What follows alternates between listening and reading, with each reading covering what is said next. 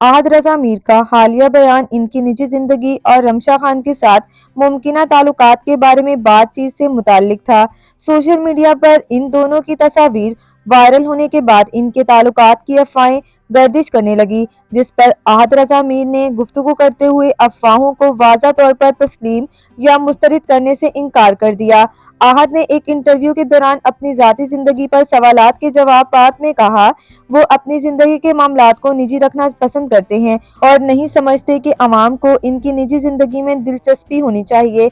इनका कहना था कि इन्हें वजाहत देने की ज़रूरत महसूस नहीं होती, क्योंकि लोग जो समझना चाहें वो समझ सकते हैं। इन्होंने अपनी बात के ज़रिए ये ज़ाहिर किया कि वो अफवाहों की परवाह नहीं करते और अपनी ज़िंदगी को ज़ाती और महफूज रखने को तरजीह देते हैं। माजी में आहद रजा मीर ने सज्जर अली से शादी की थी, जो एक मशहूर जोड़ी समझी जाती थी, लेकिन बाद में इनके दरमियान अलैदगी की खबरें आने लगी। इनकी तलाक या अलैदगी की तस्दीक अभी तक मंजरे आम पर नहीं आई है।